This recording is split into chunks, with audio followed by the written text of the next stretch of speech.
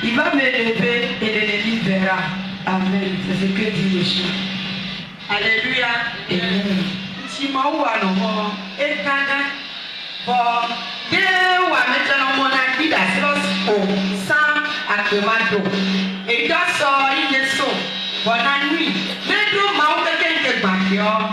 Merci de l'autre. Pour ma ou à venir là. Et si ma ou à l'homme, et notre temps, j'ai envoyé pour les caquets. Bon, on a pas d'assaut. Donc, il est non dans à Paris. Où je suis là, il va mon coucou, il va être à coucou, d'essai. Et dans la façon, on va y voir radio. Au moins, quand on va mettre là, on va donner. Il y a un mon haut. On va donner. Il y a un film, on va donner. Les gens vont dire, et ils nous sont comme. Et ils ont nous m'avons dit, et ils ont collaboré, mais ils peuvent quand même. Au temps où il y a du poteau ma voix, mais non. Et il peut passer science, il peut y pauvre longtemps. Et non, il bosse au il voulait qu'un petit coup de passer dans mes pots. Qu'est-ce que va dire à sous? Que va te dire? Il est de passer. Pourquoi verra dans mes gravats là? Il me dit, sinon, Maula wanomo, yekola yuwa niketo, galio mi niketo, sukrende d'agbedu. Quelqu'un owa agbedola de kaleles, mon metuoi hokane o ma nde seblamo, agbedola me ole, juro gbedomi, poda mlano, poda nainono, oni nyale nano, e il le baji. Il est béni. Il s'est laissé dans le domaine mau. Et quand il y a quoi, par le tout, et toi tu es quelques galas pour les domaines de noter. Et il y a aussi monnaie, quelques gâtiments, il va pas de un de cavas finiment. Il y a minon, il va dans. Quelques va dire, non, mais de la mer, on va te ton derrière, ou de passer. L'un lui a ton bras, mais dormez, bébava. Il peut les doigts chicolons quelqu'un de moi. Tiens, il me dit, on s'en va. Moi, ma deux, et il sort que tu me vas faire. Ne t'en va non, va là, moi, d'acheter dans l'audio. Maman, ne va pas faire d'autres doigts, moi, mon écaouane. Et on a non. Et il sort que mon away. Il va faire la sorte de dormir. Alors, on sort de dormir, on doit dormir. Mais de la lava ou moi. Et il m'a pas tout pour aller au doigt, mais c'est il a donné. Et son il va mon avoir, mais alors, il va dire, c'est non, et il doit aller. En caméra, il m'en a pas dit, il va s'en ouvrir la bouille, quand il soigne.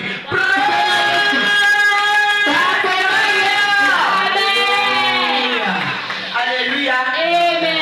Et là, il est mort. Et bien, les lions, il a le dormir. Ça non mon fond et pas une autre voix. Atichi be mon métier, retourner non ratine. Et ils sont là au doigt. Où t'allais pour prendre le c'est ça révélé. Wati beno Yesu. Wati beno Yesu. Dunda bida c'est et il me bon non sola. Sola il est dit tiens pour ma fille là, on va y dégager et tout. Et mon apport que moi que les akwawaneba de wadeo ni tiati moi be ki ambe khade gari le kusukle do die be do fika ami tamato godo awajo tunu gari le ke je gabo ke kame o ko le we senu ni awon yeso e yo doro ni. Acclame le Seigneur. Acclame le Seigneur. La maman a en train de témoigner ce matin. Elle a dit le Seigneur l'a guéri d'une maladie. Une maladie de 22 ans. Elle a dit, depuis 22 ans, la maladie a commencé. Les parents ont tout fait. Elle a été dans les hôpitaux, mais elle n'a pas eu de guérison. Mais cela fait 21 ans, mon vie voulait venir à Tobi et à Prékamé. Et elle était partie. Là, le Seigneur a apaisé les douleurs. Mais 2 ans passés, les douleurs ont repris. Et c'est tout comme si un animal dans le ventre qui fait de mouvement. Elle a dit quand le mouvement commence là, l'animal commence à faire de mouvement dans son ventre, elle n'a plus la paix. Elle a des maux de ventre. Elle ne peut plus se coucher. Et elle souffre tellement que ça fait 3 mois, ça a commencé. Elle était dans sa quand on faisait la prière des partenaires. On faisait la prière des partenaires. Elle s'est connectée à l'onction depuis sa maison.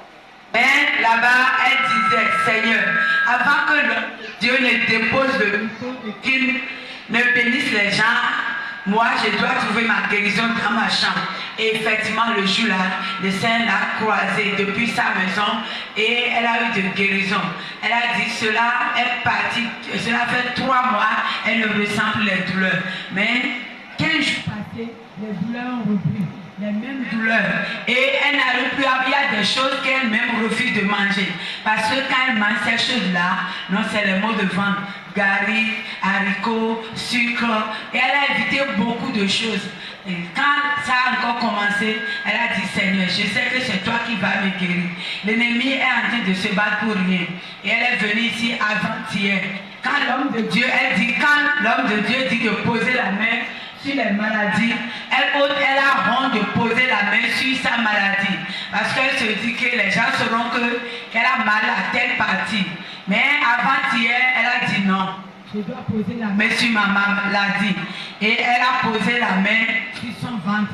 Elle a dit avant que l'homme de Dieu et qu'on ne se sépare, les douleurs sont parties et que jusqu'à aujourd'hui, elle a mangé ce qu'elle ne mangeait pas. Même ce matin, elle qui ne prend pas de sucre, qui ne prend pas de gari, elle a pris le gari et le sucre. Et jusqu'à présent, elle ne ressent rien. C'est de grandes choses que le Seigneur a fait dans sa vie. Elle a voulu partager avec toi. Si tu acclame le Seigneur.